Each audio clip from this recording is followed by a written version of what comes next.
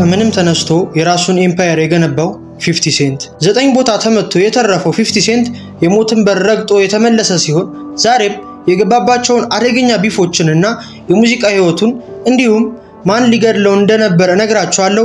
ላይክ፣ ሼር፣ ሰብስክራይብ እንዳይረሳ። ቢያንስ ይህንን ቪዲዮ 500 ላይክ እናስገባው። ወደ ቪዲዮ 50 ሴንት ወይንም ከርቲስ ጄምስ የተወለደው ጁላይ 6 1975 ኩዊንስ ኒውዮርክ ውስጥ ነበር። እናቱ ሳብሪና ጃክሰን ድራግ ዲለር ስትሆን 50 ሴንትን የወለደችው ገና በአስራዎቹ እድሜዋ ስለነበር ለማሳደግ በጣም ትቸገራለች። አባቱ ማን እንደሆነ የማያውቀው 50 ሴንት እስከ 8 ዓመቱ ድረስ እናቱ ጋር ነበር ያደገው። ነገር ግን 1983 ላይ የ50 ሴንት እናት ትሞታለች። 50 ሴንትም የሆነ ሰው የምትጠጣውን መጠጥ ውስጥ መርዝ እንደጨመረባትና ወዲያው እንደሞተች ነበር የተናገረው። ከዚህ በኋላም ብቻውን የቀረው 50 ሴንት አያቱ ባይደርስለት ኑሮ የስትሪት ላይፍን ጀምሮ ህይወቱ ይበላሽ ነበር። ይህም ሆኖ ግን በ12 ዓመቱ የተለያዩ ድራጎችን ይሸጥ የነበረው 50 ሴንት አያቱን ከትምህርት በኋላ ፕሮግራም አለኝ እያለ እያመሸ የስትሪት ላይፍን ይጀምራል። ማንም መካሪ ያልነበረው 50 ሴንት በዚህ የድራግ ጌም ውስጥ በጣም እየገባበት መጣ። ይባስ ብሎ የተለያዩ መሳሪያዎችን ትምህርት ቤት ይዞ መሄድ ይጀምራል። በዚህም 10ኛ ክፍል እያለ የያዘው መሳሪያና የተለያዩ አደገኛ ድራጎች ይገኙበታል። ቤቱንም ሄደው በሚፈትሹ ሰዓት ደግሞ በጣም ብዙ ድራጎችና የተለያዩ መሳሪያዎች ይያዙበታል። በዚህም ለ7 ወራት ያክል በጁቬናይል እንዲቆይ ይደረጋል። ከዚህ በኋላም ከርቲስ ስሙን ወደ 50 ሴንት ለመቀየር ያስባል። ለዚህ ምክንያቱ ደግሞ አንድ ኬልቪን ማርቲን ወይንም 50 ሴንት የተሰኘ ብሩክሊን ውስጥ የሚገኝ ሰው ሲሆን 50 ሴንት እንዳለውም ራሱን እንደሚገልጽለትና የራስን መቻልና የለውጥ ምልክት ነው ነበር ያለው። ከዚህ በኋላም የ50 ሴንት የሙዚቃ ጉዞ ይጀምራል። በዚህም ከጓደኛው ቤት የተለያዩ የሙዚቃ መሳሪያዎች ስላሉ እዛ እየሄደ ሪከርድ ያደርግ ነበር። በ1996 50 ሴንት አንድ ጃም ማስተር ጄ የተሰኘ የራሱን ሌብል በማቋቋም ላይ ያለን ሰው ይተዋወቃል። ይህ ሰውም 50 ሴንትን የግጥም አጻጻፍና ስትራክቸር እንዲሁም ሪካርድ ማድረግን አስተምሮታል። በዚህም ይህንን ሁሉ እውቀት ያገኘው 50 ሴንት በ1999 ለኮሎምቢያ ሪከርድስ ይፈርማል። እዚህም ገብቶ በ2 ሳምንት ብቻ 36 ትራኮችን ሪከርድ አድርጎ ያስደምማቸዋል። ከነዚህ ትራኮች ውስጥም 18ቱ ፓወር ኦፍ ዘ ዶላር ከተሰኘው አልበም ውስጥ የተካተቱ ነበሩ። 50 ሴንትን 9 ጊዜ ማን ተኩሶ እንደመታው ከማውራታችን በፊት ሃው ቱ ራፕ ስለተሰኘው ትራክ ልንገራችሁ። ይህ ሃው ቱ ራፕ የተሰኘው ትራክ ለ50 ሴንት እውቅና ዋነኛው ሲሆን ይህንን ግጥም የጻፈው ወደ ስቱዲዮ በመኪና እየሄዱ እያለ ነበር። ብዙዎች ይህ ትራክ አደገኛ እንደሆነና እንዳይለቀው ቢነግሩትም 50 ሴንት ግን በድፍረት ለቆታል። ትራኩ አብዛኞቹ በጊዜው ኢንዱስትሪ ላይ የነበሩትን ራፐሮች የሚናገር ሲሆን 50 ሴንትም እንዴት በፍጥነት የራፕ ኢንዱስትሪውን ሊቆጣጠር እንደሚችልና እነሱን ሊበልጣቸው እንደሚችል በድፍረት ተናግሯል። እንደ ጄዚ፣ ዲኤምኤክስ፣ ዲዲ፣ ቢግ ፐን እና ማስተር ፒ አይነት በጊዜው በጣም ትልቅ የነበሩ አርቲስቶችን በሙዚቃው ላይ ተናግሯቸዋል። ጄዚ እና ቢግ ፐን መልሰው ዲስ ትራክ ያወጡ ሲሆን ሌሎች ግን ቀልድ መሆኑን ተረድተው ምላሽ አልሰጡም ነበር። አሁን ደግሞ 50 ሴንት ምንም ነገር እንዳይፈራ ወሳኝ ወደ ሆነችው ቀን እንለፍ። ጊዜው ሜይ 24 2000 ነበር። 50 ሴንት የጓደኛው መኪና ውስጥ ገብቶ ከጓደኛው ጋር እያወራ የነበረ ሲሆን ትንሽ ቆይቶም አንድ ሰው ከመኪና ይወጣና 50 ሴንትን 9 ቦታ ላይ ተኩሶ ይመታዋል። በጊዜውም 50 ሴንት እጁን፣ ደረቱን፣ ሁለቱንም እግሮቹንና የግራ ጉንጩን የመታው ሲሆን ይህም ትንሽ ወደ ላይ ከፍ ብሎ ቢሆን ህይወቱን አጥቶ ነበር። በዚህ አደጋ 50 ሴንት ጥርሱ የወለቀ ሲሆን ጉንጩን የተመታበት ጠባሳ ደግሞ እስካሁን ድረስ አልጠፋም። እንዲሁም ድምፁ ላይ ለውጥን የተመለከተው 50 ሴንት ይህ አደጋ ለበጎ እንደሆነና ድምፁ አሪፍ እንዲሆን እንዳደረገለት ተናግሯል። ከ3 ሳምንት በኋላም ዳሪል ሆሞ የተሰኘው 50 ሴንት ላይ የተኮሰው የማይክ ታይሰን ጓደኛ ተተኩሶበት ይሞታል። ይህ ዳሪል ሆሞ የተሰኘው ሰው ከጊዜያት በፊት ከማይክ ታይሰን ጋር አብሮ ታስረው የነበረ ሲሆን ሆሞም በ1999 ከእስር ይፈታል። በዚህም ማይክ ታይሰን ሊቸግረው ይችላል በማለት መኪና፣ ብርና የራሱ ቦዲጋርድ አድርጎ ይቀጥረዋል። ነገር ግን ሆሞ በሰው መረዳት አልፈልግም በማለት ፒናት ክሪው የተሰኘ የስትሪት ጋንግ በመቀላቀል ኬኔስ ሱፐርሚ ጋር አብሮ መስራት ይጀምራሉ። ይህ ኬኔስ ሱፐርሚ የተሰኘ ሰው በጣም አደገኛ ድራግ ዲለር ነበር። ከዚህ በኋላም ሆሞ ሰፈር ውስጥ የተለያዩ ድራጎችን እንዲሸጡለት ታዳጊዎችን የቀጠረ ሲሆን አሪፍ ገንዘብንም ያገኝ ነበር። ከዚህ በኋላም በሱፐርሚ ማለትም በድራግ ዲለሩና በ50 ሴንት መካከል አለመግባባት ይፈጠራል። ለዚህ ምክንያቱ ደግሞ በ1999 የተለቀቀው የ50 ሴንት ሙዚቃ ሲሆን በሙዚቃውም ኩዊንስ ውስጥ ስላሉ ድራግ ዲለሮች የዘፈነ ሲሆን እነ ሱፕሪምንም ጠቅሶ ነበር። በዚህም የተናደደው ሱፕሪም 50 ሴንት እንዲገደል ትዕዛዝ ይሰጣል።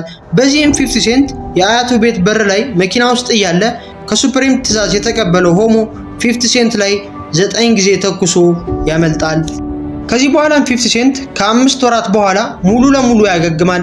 ነገር ግን ነገሮችን ሁሉ እንደጠበቀው አላገኘም ነበር። ኮሎምቢያ ሪከርድስ 50 ሴንትን ያስወጣው ሲሆን ስሙም ከኢንዱስትሪው ሙሉ ለሙሉ ተረስቶ ነበር። ነገር ግን ተስፋ የማይቆርጠው 50 ሴንት ወደ ካናዳ በመሄድ ብዙ ትራኮችን መስራት ይጀምራል። በ2002ም ገስ ሁዝ ባክ የተሰኘውን ሚክስቴፑን ይለቃል። በዚህም የኤሚኔምን ትኩረት ይስባል። ኤሚኔምም ጊዜ ሳያጠፋ ወደ ሎስ አንጀለስ እንዲመጣ ያደርገውና 50 ሴንትን ለዶክተር ድሬ ያስተዋውቀዋል። ኤሚኔም እንደተናገረውም 50 ሴንትን ለመጀመሪያ ጊዜ ሲያየው በጣም ትልቅ ደረጃ ሊደርስ እንደሚችል የነገረው ሲሆን ወደ ሌብሉም ያስፈርመዋል። ከዚህ በኋላም 50 ሴንት ለሼዲ ሪከርድስ ወይንም ለኤሚኔም ሌብል፣ ለአፍተርማዝ ኢንተርቴይንመንት ወይንም ለዶክተር ድሬ ሌብል እና ለኢንተርስኮፕ ሪከርድስ ወይንም ለጂሚ ሌብል በአንድ ጊዜ ይፈርማል። ከዚህ በኋላም ጌት ሪች ኦር ዳይ ትራይንግ የተሰኘው አልበም በ2003 ይለቀቅና ዓለምን ያዳርሳል። ይህ አልበም ቢልቦርድ ላይ አንደኛ የተቀመጠ ሲሆን በሳምንት ውስጥም በሬዲዮ ብዙ ጊዜ በመደመጥ ሪከርድ ይሰብራል። ዶክተር ድሬ ፕሮዲውስ ካደረጋቸው ትራኮች ውስጥ በአሁኑ ሰዓት 2.3 ቢሊዮን ቪው ዩቲዩብ ላይ ያገኘው ኢንዳ ክለብ የሚጠቀስ ሲሆን ኤሚኔም ደግሞ ፔሸንትሊ ዌይቲንግ የተሰኘው ትራክ ላይ አብረው ሰርተዋል። ይህ አልበምም ለ50 ሴንት በጣም ትልቅ ስኬት ሲሆን ከሞት አፋፍ ተመልሶ ይህንን የመሰለ ስራ ይሰራል ብሎ የጠበቀ ማንም አልነበረም። ከዚህ በኋላም በ2005 50 ሴንት The Massacre የተሰኘው አልበሙን ይለቃል። ይህ አልበምም በመጀመሪያው 4 ቀናት 1.1 ሚሊዮን ኮፒዎች የተሸጠ ሲሆን በጊዜውም በፍጥነት ከተሸጡ የራፕ አልበሞች አንደኛ ሆኖ ነበር። ቢልቦርድ ላይ አንደኛ የተቀመጠው ይህ አልበም እንደ ካንዲ ሾፕ የመሰሉ ሂት ትራኮችንም በውስጡ ነበሩት። በዛው ዓመትም 50 ሴንት ቡሌት ፕሩፍ የተሰኘ ጌም ያወጣና የበለጠ ስሙን ግዙፍ ያደርጋል። የጌምም የ50 ሴንትን ሪል ላይፍ የሚያሳይ ሲሆን 50 ሴንት እንዴት ጠላቶቹን እንደሚበቀልም ያሳይ ነበር። አሁን ደግሞ 50 ሴንት ወደ ገባበት በጣም አደገኛውና ለዓመታት ወደ ዘለቀው ጸብ እንግባ። 50 ሴንት እና ጃሩል። ጃሩል ማለት በጊዜው በጣም ታዋቂ ራፐርና አክተር ሲሆን ከ50 ሴንት ጋር ቢፍ ውስጥ የገቡበት ምክንያት ደግሞ በ1999 ጃሩል የሙዚቃ ቪዲዮ እየቀረጸ ያለ የ50 ሴንት ጓደኛ የጃሩልን ቼን የሰረቀው ሲሆን ጃሩልን 50 ሴንት ሰው ልኮ እንዳሰረቀውና ይቀናብኛል በማለት ነበር የተናገረው። 50 ሴንት ደግሞ ጃሩል ትክክለኛ ጋንግስተር እንዳልሆነና ከጋንግስተሮች ጋር ለመልክ ብቻ እንደሚታይ ነበር የገለጸው። በዚህም የሁለቱ ሰዎች ቢፍ እየከረረ ይመጣል። አንድ ቀንም ኒውዮርክ በሚገኝ ስቱዲዮ ውስጥ በተነሳ ጸብ 50 ሴንት ብላክ ቻይልድ በተሰኘ የጃሩል ጓደኛ ይወጋል። በዚህም ፖሊስ ብላክ ቻይልድን ያስረዋል። ነገር ግን ራስን በመከላከል በሚል ወዲያው ይፈታል። ይህንን ቢፍ እንዲፋፋም ያደረገው ዋነኛው ነገር ደግሞ የሚያወጣቸው የዲስትራኮች ሲሆን 2000 ላይም 50 ሴንት ላይፍ ኦን ዘ ላይን የተሰኘው ዲስትራክ በማውጣት ጃሩልን ዲስ ያደርገዋል። ከዚህ በኋላ ደግሞ በ2002 ዋንግስታ የተሰኘውን ጃሩልን በስትሪት ላይፍ እና በኢንዱስትሪው ያለውን ስም የሚያጠለሽ ዲስትራክ ያወጣል። ዋንግስታ ማለት ዋናብል ጋንግስተር ወይንም ጋንግስተር ነኝ የሚል ነገር ግን ያልሆነ ሲሆን 50 ሴንትም ጃሩልን ፌክ እንደሆነ ደጋግሞ ነግሮታል። ጃሩል ደግሞ በዛው ዓመት ሉዝ ቼንጅ በሚለው ዘፈኑ 50 ሴንት ብቻ ሳይሆን ከጎኑ ሆኖ ሲያግዙት የነበሩትን እነ ኤሚኔምን፣ ዶክተር ድሬን እና ባስታን ዲስ አድርጓቸዋል። በመጨረሻም ግን FBI መርደር ኢንክ በተሰኘው የጃሩል ሌብል ላይ ኢንቨስቲጌሽን ይጀምራል። በዚህም ይህ ሌብል በድራግ ገንዘብ እንደተቋቋመና ህጋዊ እንዳልሆነ FBI ያሳውቃል። በ2007ም ሱፕሪም የተሰኘው የጃሩል ጓደኛና መርደር ኢንክ ሪከርድስን በገንዘብ ይደግፍ የነበረው ድራግ ዲለር 2 ሰዎችን በማስገደል ወንጀልና በድራግ ትራፊኪንግ ዕድሜ ልክ እስራት ይፈረድበታል። ይህ ሱፕሪም የተሰኘው ግለሰብ 50 ሴንትን ሰው ቀጥሮ ሊያስገድለው የነበረው ሰው ሲሆን ነገር ግን በ50 ሴንት ጉዳይ ምንም ክስ አልቀረበበትም ነበር። ከዚህ በኋላም 50 ሴንት በኢንዱስትሪው እየገዘፈ ሲመጣ ጃሩል ደግሞ በዛው ልክ እየወረደና በህዝብ ዘንድም ትኩረትን እያጣ ይመጣል። ጭራሽ ከFBI ኢንቨስቲጌሽኑ በኋላ ያለው ብዙ ንብረት በመወሰዱ እንዲዳከም አድርጎታል።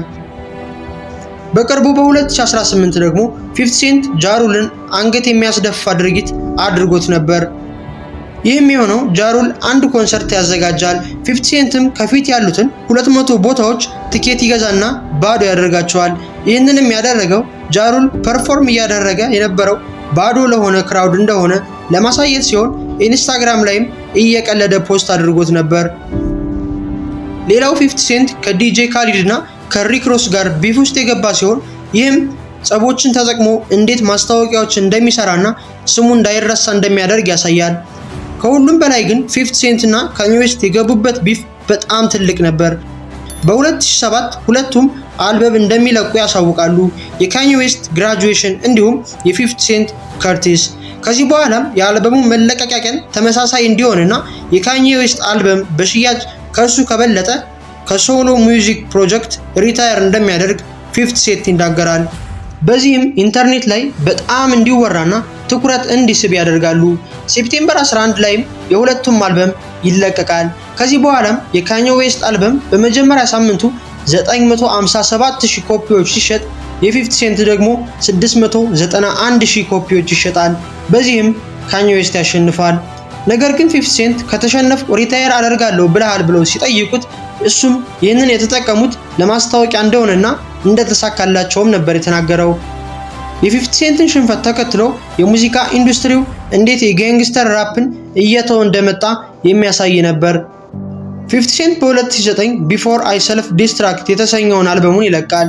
ይህ አልበም ቢልቦርድ ላይ 5ኛ የተቀመጠ ሲሆን 160,000 ኮፒዎችም በመጀመሪያው ሳምንት ተሽጠዋል።